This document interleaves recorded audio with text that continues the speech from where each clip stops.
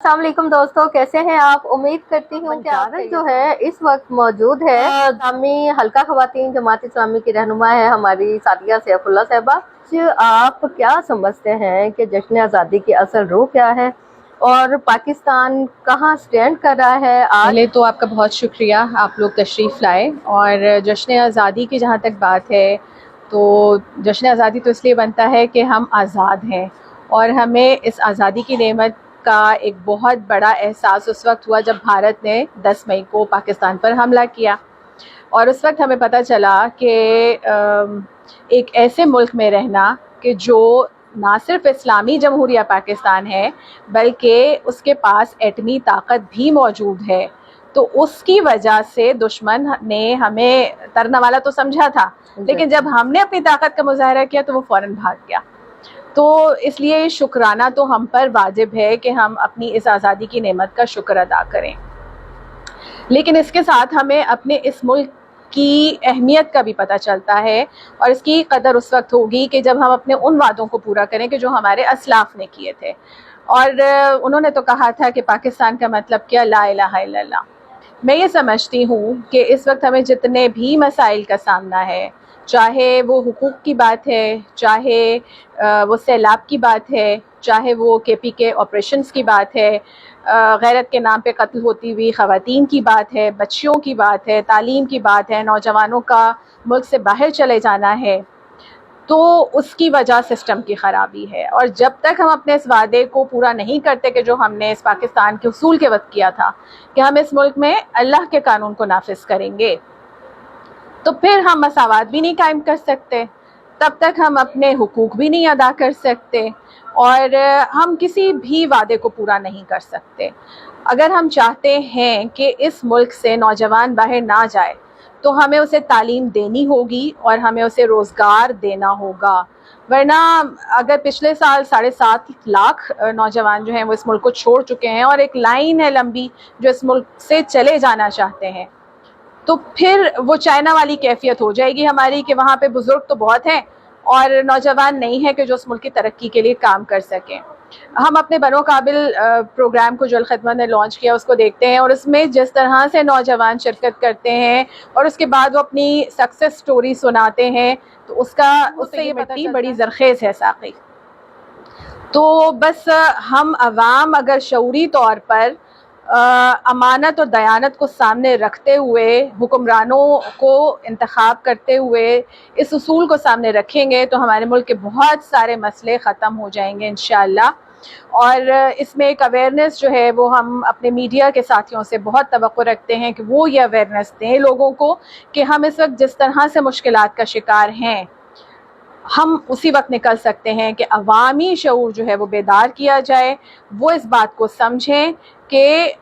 امانت و دیانت جو ہے نا وہ بہت اہل ہونے کے لیے اور حکمران ہونے کے لیے لیڈر چنتے وقت ان دو اصولوں کو ضرور اپنے سامنے رکھیں۔ اور حکمرانوں سے بھی ہم یہ کہنا چاہتے ہیں کہ اس ملک کو، عوام کو اس کے حقوق دیے جائیں، صرف اپنے لیے 600% کا اضافہ نہ کیا جائے، کم از کم کوئی 60% کا اضافہ ہی کر دیا جائے۔ تعلیم کے لیے جو بجٹ ہے وہ تعلیم میں لگا دیا جائے، صحت کا بجٹ صحت میں لگا دیا جائے۔ اگر چٹھا بختاور اسلام آباد میں ہوتے ہوئے ڈوب سکتا ہے تو بس امیجن کر لیں پھر لاہور اور کراچی میں کیا صورتحال ہے۔ بالکل آپ کی جماعت اسلامی اچھی لیڈرشپ دے رہی ہے، لیکن آپ خود کیا سمجھتے ہیں کہ ووٹر کی کون سی ایسی ایجوکیشن کی جائے کہ جب وہ بند کمرے میں جاتا ہے وہ کیوں سوچتا ہے کہ جماعت اسلامی کو وہ اگنور کر دے اور کسی اور پارٹی کو لے کر آئے؟ اس میں بہت سارے فیکٹرز ہیں، اس میں برادری ازم بھی ہمارے ہاں موجود ہے، شخصیت پرستی بھی ہمارے ہاں موجود ہے، اویئرنیس کا نہ ہونا بھی ہے، تو یہ ساری چیزیں موجود ہیں۔ اور ایک اور چیز کہ جب ابھی کراچی کا الیکشن ہی ہوا اور اس میں ہمارے لوگ جیتے بھی لیکن ان کو ان کا حق نہیں دیا گیا، اور بلکہ ہمارے امیر جماعت اسلامی حافظ نعیم الرحمان صاحب نے جو صوبائی اسمبلی کی نشست جیتی تھی انہوں نے اسی لیے واپس کر دی کہ یہ ووٹ مجھے نہیں پڑا، یہ PTI کو پڑا ہے، اس لیے یہ اس کے کینڈیڈیٹ کو ملنا چاہیے۔ یعنی حق کی بات، سچ کی بات جو ہے وہ جہاں ہو وہاں کرنی چاہیے، عدل کا ساتھ دینا چاہیے۔ تو اگر ہمارے کریڈٹ پر 2002 سے لے کے 2005 تک خیبر پختونخوا کی حکومت رہی ہے، وہاں ہم نے کام کیا ہے، ڈیلیور کیا ہے، اور اب بھی ہماری جتنی بساط ہے ہم کوشش کرتے ہیں کہ لوگوں کو ڈلیور کریں، اور اس کے لیے بہت سارے پروجیکٹس ہم کر رہے ہیں. فیلڈ میں خواتین کے حوالے سے بھی ہمارے پروجیکٹس چل رہے ہیں، ملازمت پیشہ خواتین کے حوالے سے، بچیوں کی تعلیم، خواتین کی تعلیم کے حوالے سے، صحت کے حوالے سے ہمارے الخدمت کے راضی ہاسپٹلز موجود ہیں. ورکنگ ویمن ویلفیئر پروجیکٹس ہم کر رہے ہوتے ہیں. جیلوں میں ہمارا کام ہے جس میں ہم خواتین کو مفت قانونی امداد مہیا کر رہے ہوتے ہیں. کراچی جیل میں وہاں پہ ایک اسٹوڈنٹ نے جو ہے وہ BA کا ایگزام دیا. یعنی فلاح کا جتنا کام ہماری اپنی بساط ہے اس کے مطابق تو ہم کرتے رہتے ہیں، لیکن جو کام ریاست کا ہے، جو حکومت کا ہے، اس کو حکومت ہی کو کرنا چاہیے. اقتدار میں جو ہے آخر اسے ہی ڈیلیور کرنا ہے نا. اور جب یہ آپ نے آئین کی بات کی، منشور کی بات کی کہ جب یہ لوگ آتے ہیں تو وعدے وہی تو بہت زیادہ ہوتے ہیں، لیکن جب ان کو پورا کرنے کی باری آتی ہے تب عوام جو ہے وہ کہیں بھی موجود نہیں ان کو نظر آ رہے ہوتے. اور اس وقت جو ہوتا ہے وہ یہی ہوتا ہے کہ اچھا سیلاب آ گیا ہے، اب چاہیے کہ جماعت اسلامی کام کرے. اور یہ ابھی ہوا بھی، جو سوات کا واقعہ ہے اس میں سب یہ کہہ رہے تھے کہ اچھا جماعت اسلامی نے کیوں نہیں جو ہے وہ اس میں آ کے ان کو بچایا. آپ NDMA کا پورا ایک ادارہ موجود ہے، اور جب یہ تجاوزات بن رہی ہوتی ہیں اس وقت حکومتیں کہاں ہوتی ہیں کہ دریا کے کنارے اس طرح کی چیزیں بن رہی ہیں، پانی کو روکا جا رہا ہے، اور پھر ظاہر سیلاب آیا اور یہ سب کچھ ہوا. تو جو چیز حکومت کے کرنے کی ہے، ریاست کے کرنے کی ہے، وہ تو ریاست ہی نے کرنی ہے. اب اگر عوام جو ہے وہ اس بات کو سوچیں کہ جو حکومت میں نہ ہوتے ہوئے ان کے لیے یہ سب کچھ کر رہے ہیں، اگر حکومت ان کے پاس ہوگی تو وہ پھر ان کے لیے کیا کچھ کر سکتے ہیں، یہ ہمیں سمجھ دینے کی ضرورت ہے، یہ بتانے کی ضرورت ہے، اور ان کا ذہن سازی بھی کرنے کی ضرورت ہے. لیکن ہمارا ایک بہت بڑی بدقسمتی کیا ہے، ہمارے جو لٹریسی ریٹ ہے، شرح خواندگی ہے، وہ بہت کم ہے، اور خواتین میں تو بہت زیادہ کم ہے. اور اس کی بھی ایک وجہ یہی ہے کہ اسکول نہیں ہے. ہم انٹیریئر میں چلے جائیں، انٹیریئر میں کیا چلے جائیں، آپ اسلام آباد میں 1 گھنٹہ آگے چلے جائیں مضافات میں تو آپ کو وہاں اسکول نہیں ملے گا. تو یہ سب چیزیں